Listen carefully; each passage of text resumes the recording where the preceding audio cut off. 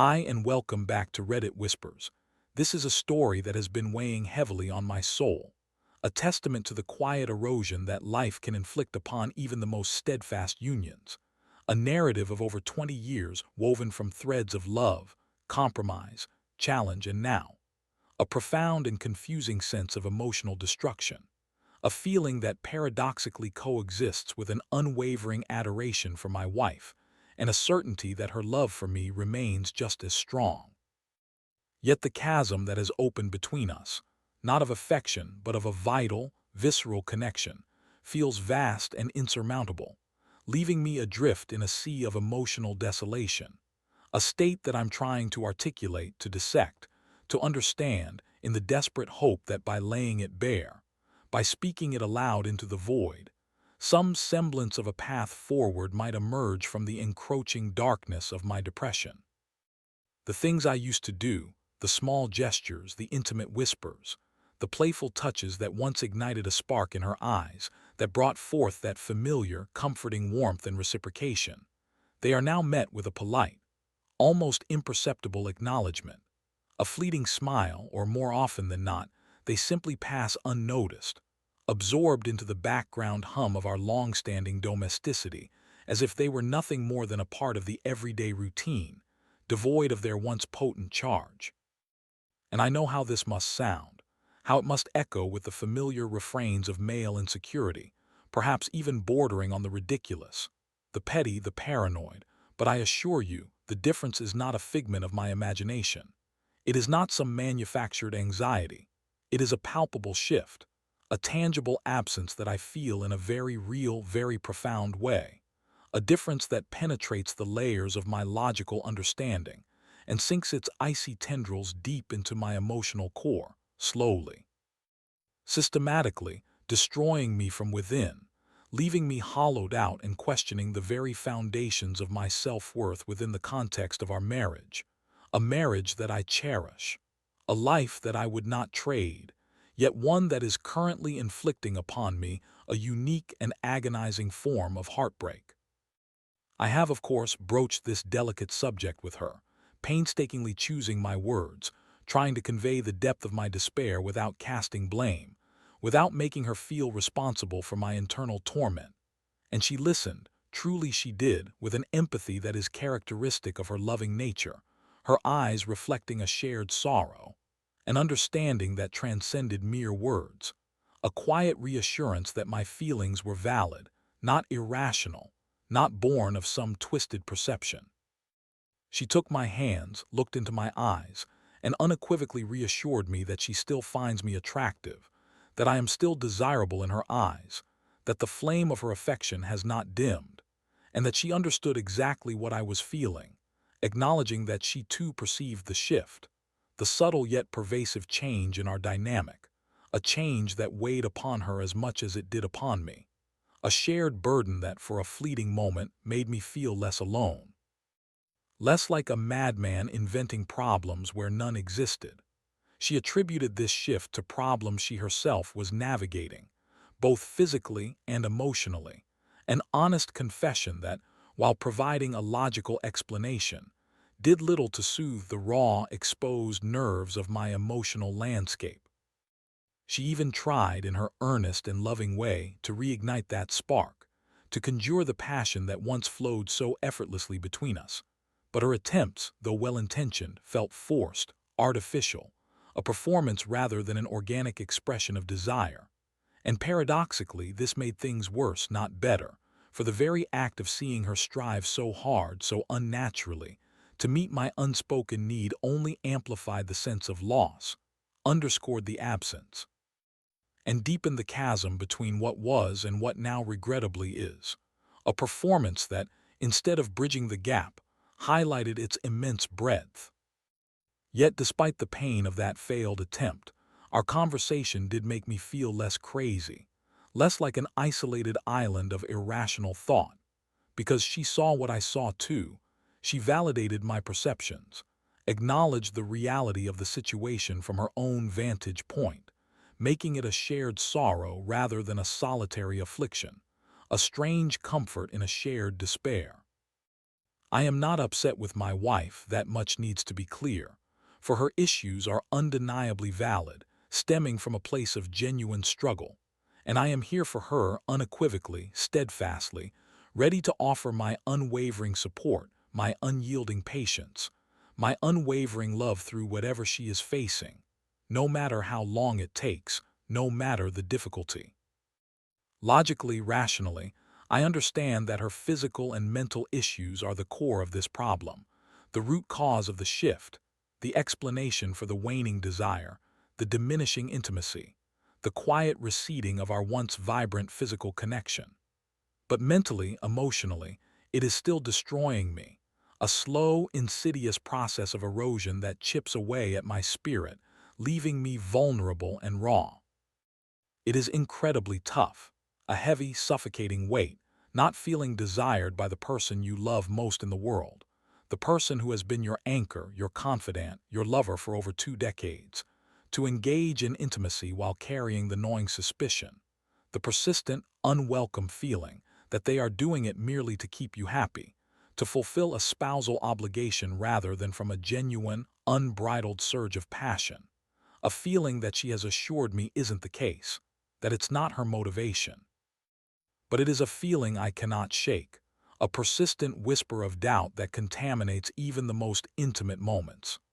The logical answer, the perfectly reasonable explanation, the empathetic understanding of her struggles, cannot, make the emotional feelings any easier to bear, any less painful, any less destructive. I have reached a point in my desperate internal calculus where I would willingly cut off sex entirely, believing that perhaps the absence would be less painful than the presence of forced intimacy, less damaging than the constant confrontation with the ghost of what once was. But then, I know, she would be upset, feeling perhaps that she has failed me, that she is inadequate, which in a twisted way should make me feel better, should alleviate my guilt. But it doesn't, because it would be for the wrong reasons. A solution born of my own emotional struggle rather than a mutual understanding, a shared path, and that realization, that convoluted logic, just makes me feel crazy again, trapped in a cyclical despair that offers no escape. Maybe I am crazy. I often think that. I know with absolute certainty that many would in a heartbeat kill to have our marriage, to possess the stability, the enduring love, the deep-seated companionship that we share, a marriage that by all outward appearances is strong, healthy, enviable, and yet, here I am, sinking slowly but surely into a really bad depression, a dark abyss that threatens to swallow me whole despite the blessings that surround me, despite the love that still binds us. My marriage in its essence makes me happy.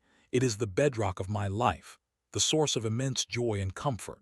But the current circumstances, this insidious erosion of intimacy, this quiet, devastating lack of desire, are making me profoundly miserable, hollowing me out from the inside.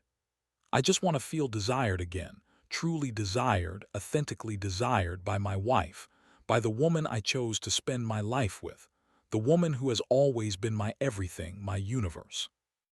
It is not for lack of options, for I can, with relative ease, garner attention from other women. I am not unattractive. I know that much. I still possess a certain charm, a certain allure that has not entirely faded with age. But they aren't her, they don't matter, not in the slightest. For their attention, no matter how flattering, is a hollow echo compared to the deep, resonant yearning for her desire, her passion, her touch. For it is only her validation that truly matters. Only her gaze that can truly reawaken that dormant spark within me. Does this make sense to anyone? Is there anyone out there who can truly understand this paradoxical pain, this emotional tightrope walk? Can anyone offer any advice, any glimmer of insight, any tangible path to help me navigate this treacherous emotional terrain, to get through this, so that I can better be there for my wife, steadfastly, lovingly, through her issues, without losing myself entirely in the process, without succumbing to this crushing weight of undesire, without letting this quiet heartbreak consume the very essence of who I am? This current despair, this feeling of profound and confusing heartbreak, is a relatively recent, albeit insidious, development, an unwelcome guest that has slowly but surely taken root in the fertile ground of our long history, a history spanning over 2 decades, a tapestry woven with threads of shared dreams, youthful exuberance, fierce love, and a relentless pursuit of a life together. A life that began with nothing more than boundless optimism and a willingness to take on any risk that stood in our path. I remember those early days with such vivid clarity. The world seemed to hold endless possibilities, each sunrise bringing with it a renewed sense of adventure. We met in our early 20s, both fresh out of college, brimming with idealism and a somewhat naive belief that love alone could conquer all.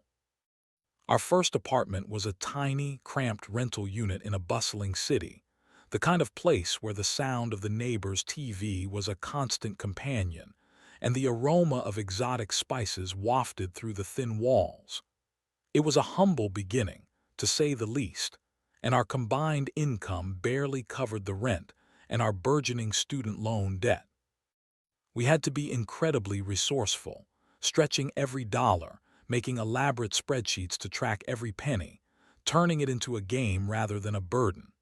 Our dates often consisted of long walks in the park, picnics with homemade sandwiches, or hours spent poring over books in local libraries, dreaming of a future that felt both impossibly distant and thrillingly within reach. We talked endlessly about our future, sketching out grand plans for a house, a family, successful careers, all built on the bedrock of our unwavering love. Those conversations often revolved around money, not in a materialistic way, but as a practical necessity to achieve our dreams. We knew we had to save, to invest, to build a stable foundation. We'd pore over newspaper listings for real estate, even though buying seemed like a fantasy back then, something reserved for people with established careers and substantial savings. We joke about finding a dilapidated house we could fix up ourselves, even though neither of us knew the first thing about home improvement. It was all part of the shared dream, the collective vision that fueled our ambition. I remember vividly the day we decided to move in together, a big step, a significant risk for both of us, defying the more conservative expectations of our families. We pooled our meager savings, bought some second-hand furniture, and embraced the adventure with open hearts. There were moments of genuine struggle, times when we had to choose between paying a utility bill or buying groceries, but we faced them together, always, always with a united front. One particularly tough month, a sudden car repair bill threatened to derail our carefully balanced budget, pushing us precariously close to financial collapse. It was a moment of true panic, a glimpse into the stark realities of adult survival. My wife, ever the pragmatist, found a part-time job waiting tables in addition to her full-time entry-level position, working late into the nights, her exhaustion evident but her spirit unyielding. I remember feeling a surge of immense pride and gratitude for her sacrifice, a profound appreciation for her unwavering commitment to our shared future, a moment that cemented my belief that we could overcome anything as long as we had each other. We promised each other then that we would never let money come between us, that we would always be transparent, always communicate, always support each other through thick and thin, a vow that for many years we diligently upheld. We learned to budget meticulously, to defer gratification, to understand the value of every single dollar earned. We celebrated small victories with disproportionate joy. A bonus at work, a small raise, managing to save a few $100s towards our elusive down payment. Our relationship was built on a foundation of open communication, shared aspirations, and an almost militant dedication to our financial goals, which were inextricably linked to our emotional well-being and our vision of a stable, happy future. We often discussed the complexities of health insurance, even in those youthful days, realizing its importance as a safety net, a crucial component of long-term planning, particularly as we envisioned a family. We knew it was an expense we couldn't skimp on, another layer of financial burden but a necessary one, another investment in our peace of mind. As our careers slowly progressed, so too did our financial standing, albeit incrementally. We upgraded from our cramped rental to a slightly larger one, a small but significant step up, a testament to our perseverance. Each milestone, however small, felt like a monumental achievement, a vindication of our early struggles and sacrifices. We started building our credit score, understanding its pivotal role in unlocking future opportunities, particularly the dream of homeownership. We were diligent, paying bills on time, avoiding unnecessary debt, meticulously managing our finances with an almost religious fervor. This period, while marked by persistent financial pressure, was also characterized by an incredible sense of unity and shared purpose. Our intimacy, both emotional and physical, flourished under these conditions. We found solace and strength in each other's arms, the challenges of the outside world melting away in the warmth of our embrace. Sex was not just an act. It was a profound expression of our love, our trust, our shared journey, a primal reaffirmation of our bond, a deeply desired connection that flowed effortlessly, spontaneously, a natural extension of our intertwined lives. There was a raw, unfiltered passion that infused every touch, every kiss, every intimate moment, a tangible sense of being utterly wanted, utterly adored, utterly consumed by each other. The sheer excitement of building a life together, of conquering the small daily hurdles, fueled a vibrant energy between us that permeated every aspect of our relationship. Even the most mundane tasks, like grocery shopping or doing laundry, were transformed into shared moments, punctuated by laughter, by playful banter, by stolen glances that conveyed volumes of unspoken affection. We were a team, a formidable unit against the world, and our love was the unwavering engine that propelled us forward. There was a brief period early on when a misunderstanding almost became a significant heartbreak.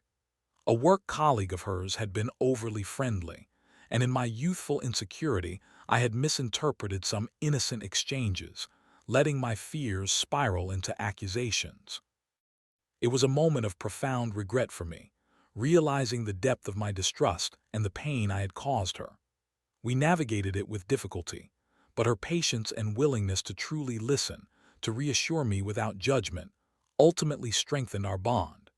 It taught us both the importance of absolute honesty and open communication, and I promised myself never to let such baseless fears cloud our judgment again, a promise I have strived to keep throughout our long marriage.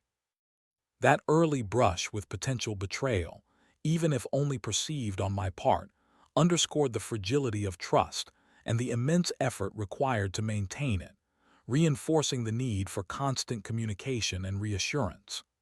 Our desire for each other was intertwined with this deep sense of trust and vulnerability, a shared space where we could truly be ourselves, without pretense, without reservation. We navigated the turbulent waters of our 20s with a youthful bravado, believing implicitly in our capacity to overcome any obstacle. Our conversations frequently returned to the idea of owning our own home, an investment in our future, a tangible symbol of our stability. We spent countless weekends driving through different neighborhoods, pointing out houses, dreaming of which one would eventually be ours. This shared vision of real estate ownership wasn't just about property. It was about laying down roots, creating a sanctuary, building a legacy. The dream of a family, too, was always on the horizon, an unspoken promise, a future we were actively working towards, each financial sacrifice an offering to that yet-to-be-realized dream. The challenges of survival in those early years, the constant pressure of limited money and growing debt, paradoxically brought us closer, forging a bond of resilience and mutual reliance that felt impenetrable. It was a time of immense learning, of profound growth, both individually and as a couple, a period that shaped the very essence of our relationship and set the stage for the next 2 decades of our shared life.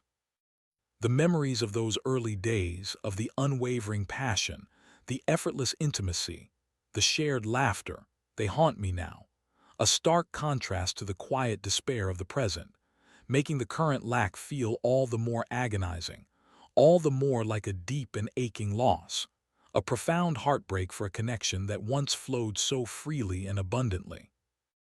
As the years unfolded, we gradually started to build the life we had so meticulously planned, moving beyond the cramped rental and into a place that truly felt like home, a tangible representation of our years of dedication and sacrifice. Our first house, a modest but charming fixer-upper, was the culmination of relentless saving, meticulous budgeting, and a relentless pursuit of a strong credit score. We worked with a patient realtor who understood our constraints and our aspirations, guiding us through the bewildering landscape of real estate. The day we signed the papers was one of the proudest moments of our lives, a true milestone. It wasn't just a house. It was our investment in a future, a physical manifestation of our partnership.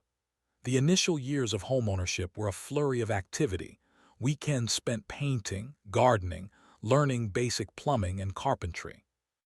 We found immense joy in transforming the space, each brushstroke and hammer blow a testament to our shared effort. Our careers had also begun to solidify, bringing with them a greater sense of financial stability, though the specter of our mortgage debt still loomed large, a constant reminder of our responsibilities. We managed to keep it under control, always prioritizing repayments, always aware of the need for financial prudence. The arrival of our children brought a new dimension to our lives, a profound joy that eclipsed all previous experiences, but also an exponential increase in responsibilities, demands, and, inevitably, financial pressures. The need for larger, more comprehensive health insurance became a non-negotiable priority, adding another significant line item to our budget.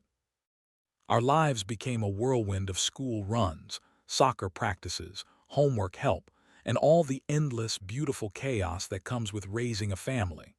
Our intimacy, while still present, began to subtly shift. The spontaneous passion of our youth, the unbridled desire, slowly gave way to a deeper, more profound connection, one built on shared parenthood, mutual respect, and an unspoken understanding of the sacrifices we were both making for our family.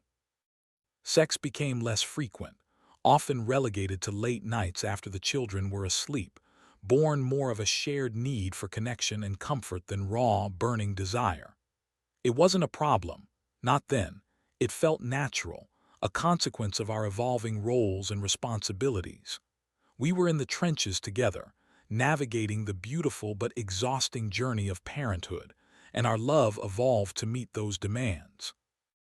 However, as the children grew older and became more independent, as the initial intensity of hands-on parenting began to wane, I started to notice a more pronounced change. The subtle shifts in our intimacy began to solidify into a more persistent pattern. The physical connection, while still there, felt increasingly like a conscious effort rather than an effortless flow. There was no single moment, no dramatic event that triggered this shift. It was a slow, almost imperceptible erosion, like a river carving its way through stone over millennia. Perhaps it was the accumulation of stress, the grind of daily life, the relentless pursuit of professional goals, the ongoing demands of managing our household and our money.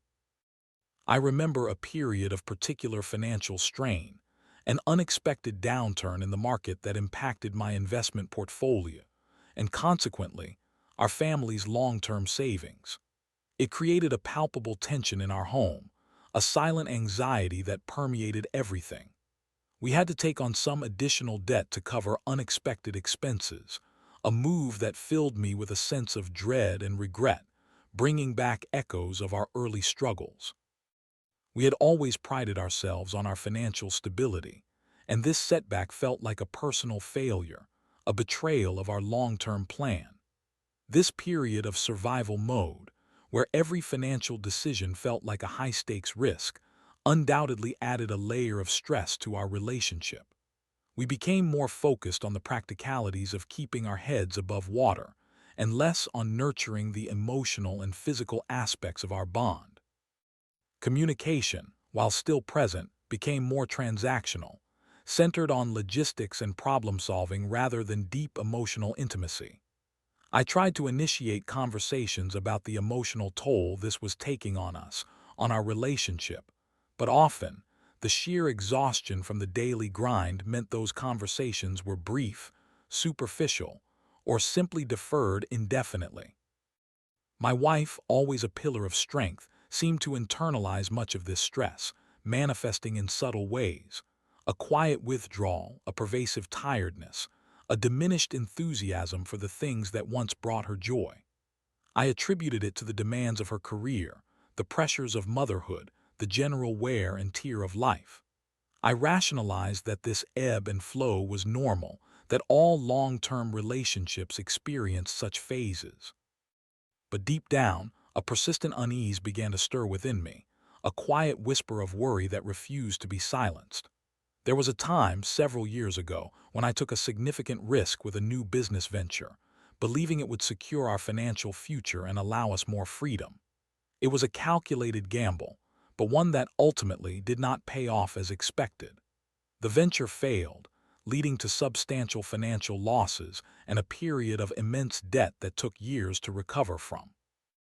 I was racked with regret, feeling like I had betrayed her trust, jeopardized our stability, and negated years of careful financial planning. She was incredibly supportive throughout that difficult period, never once blaming me, always reassuring me of her love and faith in me. But I knew the emotional and financial strain it placed upon her was immense. This incident, while demonstrating her incredible resilience and loyalty, also cast a long shadow over our relationship, adding another layer of unspoken stress. It was during this period that I first noticed a more marked decline in her general well-being, a pervasive fatigue that seemed to defy explanation. She spoke of feeling overwhelmed, of a profound lack of energy, of various minor physical ailments that seemed to accumulate without clear diagnosis. We went to doctors, discussed different possibilities, but nothing conclusive ever emerged, leaving us both feeling frustrated and helpless. The importance of our health insurance became acutely clear during this time, covering various tests and consultations, but it couldn't alleviate the emotional burden of the unknown. Her quiet withdrawal became more pronounced, her once sparkling eyes often holding a distant, preoccupied look. The things that once captivated her, the shared hobbies, the spontaneous outings, seemed to hold less appeal. I tried to engage her, to draw her out, to reignite the spark that once burned so brightly, but my efforts often felt clumsy, inadequate, met with a gentle but firm resistance that left me feeling increasingly isolated. I longed for the effortless connection we once shared, the unspoken understanding, the shared laughter that spontaneously erupted, but it felt increasingly elusive. I found myself reminiscing about the days when we dreamt of our first rental, our first foray into real estate, when every step felt like an exciting adventure. Now, our beautiful home, the one we had poured our hearts and souls into, sometimes felt like just a structure, a collection of rooms, rather than the vibrant, living space it once was, filled with the undeniable energy of our combined desire. The slow erosion continued, a quiet tragedy unfolding in the backdrop of our outwardly successful, stable life. The emotional toll of this gradual disconnect, this creeping sense of emotional distance, began to accumulate within me, turning the quiet worry into a profound and persistent ache. The lack of desire, the dwindling intimacy, it started to feel like a personal failing, despite my logical understanding of her struggles, a deep-seated heartbreak that resonated with a quiet desperation, slowly chipping away at my self-esteem and leaving me questioning my place, my worth, within the very relationship I cherished most.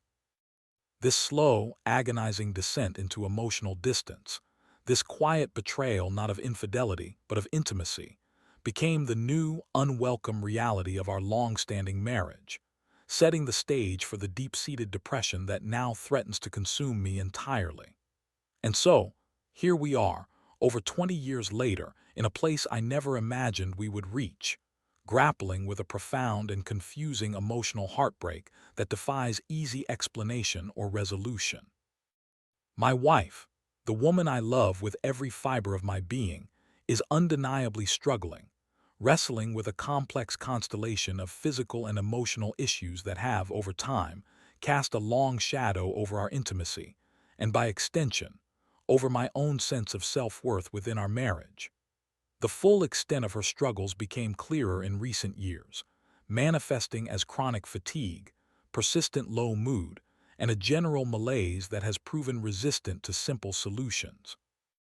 We've explored various avenues, consulted specialists, and while some underlying physical factors have been identified and are being managed, there remains a pervasive, stubborn resistance to full recovery, leaving her often depleted and emotionally vulnerable. Our discussions, though open and empathetic, often circle back to the core issue: her diminished capacity for physical and emotional intimacy, a direct consequence of her ongoing battles. She has articulated with raw honesty the immense effort it takes for her just to navigate the demands of daily life, to maintain her professional responsibilities, to be present for our children, and to sustain her own fragile emotional equilibrium. The idea of summoning the energy for passionate intimacy, she explains, often feels like an insurmountable task, an additional burden she simply cannot bear. And I understand, truly I do. My logical mind grasps the validity of her struggles, acknowledges the profound impact her health issues have on her desire and energy levels. I see her pain, her exhaustion, her frustration, and my heart aches for her. I want nothing more than for her to find healing, to regain her vitality, to experience joy and peace. I am her unwavering support system, her steadfast rock, committed to standing by her through every twist and turn of this challenging journey. We ensure her health insurance coverage is comprehensive, exploring every possible treatment, every avenue for relief, understanding that her well-being is paramount, an investment not just in her health but in the future of our family. But the emotional reality of living in this space, of consistently feeling undesired, of witnessing the slow, quiet receding of a once vibrant connection, is utterly devastating. It's a strange, insidious form of heartbreak that doesn't stem from conflict or betrayal in the traditional sense, but from a gradual, unavoidable erosion, a slow-motion car crash of intimacy that leaves me emotionally bruised and broken, despite the enduring love that still binds us. I find myself constantly replaying memories of our early years, of the spontaneous passion, the effortless desire, the raw, unfiltered connection that once defined our physical relationship. I remember the thrill of our first rental apartment, the excitement of discussing our future real estate dreams, the shared risk and exhilaration of building a life from scratch, overcoming early money struggles and the weight of debt. Those memories are now tinged with a deep sense of regret, not for the path we chose, but for the loss of that vital spark, a regret that is amplified by the knowledge that I cannot simply fix this, that there is no easy solution, no magic wand to wave away her struggles or my own quiet despair. The more I try to bridge the gap, the more forced and artificial our attempts at intimacy become, creating a feedback loop of emotional pain. Her well-meaning but strained efforts to perform desire, to reassure me through actions that feel unnatural to her, only serve to highlight the depth of the problem, making me feel even more guilty, even more burdensome. It's a painful dance where each step, intended to bring us closer, inadvertently pushes us further apart, leaving both of us feeling misunderstood and isolated. I often question myself, wondering if I am being selfish, if my needs are trivial in comparison to her very real and debilitating struggles. Is my desire for physical intimacy a shallow demand, a sign of my own immaturity or insecurity.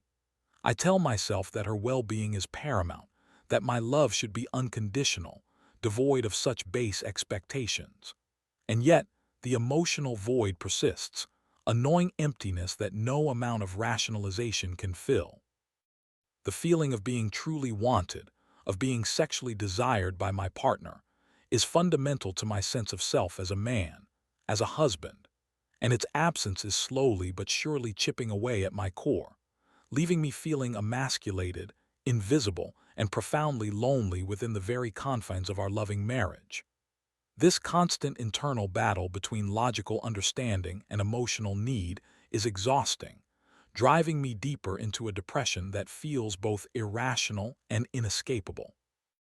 I've considered the risk of suggesting we cut off sex entirely, believing that perhaps the absence of forced intimacy would be less painful than its strained presence. But the thought is immediately met with the fear of upsetting her further, of adding another layer of guilt or inadequacy to her already heavy burden.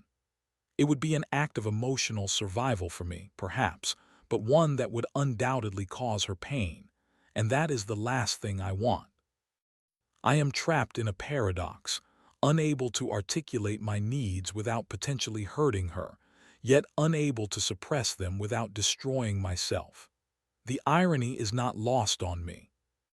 We have built a formidable life together, a beautiful home through years of hard work, careful investment, and navigating countless financial challenges, managing our credit score meticulously, making shrewd real estate decisions with the help of a trusted realtor, always ensuring we had enough money to provide for our family and avoid debilitating debt.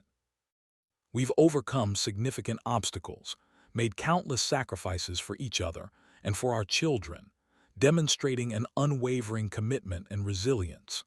And yet, this quiet, insidious erosion of intimacy feels like the most profound challenge we have ever faced, threatening to unravel the very fabric of our emotional connection, even while our practical lives remain intertwined and outwardly stable. I find myself drifting, mentally, constantly seeking a way to reclaim what feels lost, to find redemption for this crucial aspect of our relationship, to feel that passionate connection again without imposing further stress on my beloved wife. The attention I receive from other women, though unsolicited and fleeting, only serves to underscore the depth of my yearning, for it is her desire I crave, her passion that matters, her love that I need to feel in its entirety. This is not about infidelity, not about seeking validation elsewhere. It is about a profound need to reconnect with the woman I married, to feel seen, desired, and wholly embraced by her, both emotionally and physically, in the way we once shared so effortlessly. I am searching for advice, for wisdom, for any glimmer of hope that others might have navigated similar waters and emerged with their love and their intimacy intact. How do I navigate this treacherous path, where my love for her is boundless, my empathy for her struggles is unwavering, and yet my own emotional well-being is slowly being decimated by the very circumstances I understand and accept? How do I find redemption for our intimacy, for my own spirit, without adding to her already heavy load, without making her feel responsible for my internal heartbreak?